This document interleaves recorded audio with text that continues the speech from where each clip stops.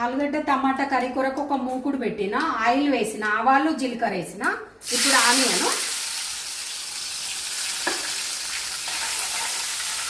కొంచెం గోలాలి. అందులో అల్లం వెల్లిపాయ వేసిన, గోలిన తర్వాత కొంచెం పసుపు వేసుకున్నా. పసుపు కలిపేసి టమాటా వేయాలి.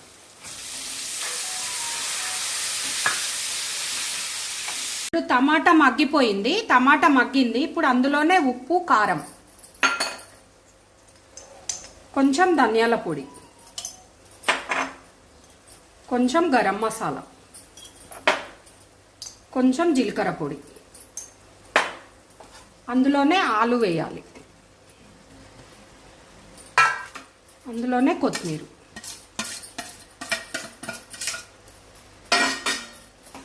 వేసేసి మంచిగా కలిపేసి మూత పెట్టుకోవాలి. ఇప్పుడు ఆలు కర్రీ మనకు రెడీ అయిపోయింది. ఇప్పుడు ఇట్లా సర్వ్ చేసుకోవాలి. మీరు కూడా ట్రై చేయండి, లైక్ చేయండి, షేర్ చేయండి.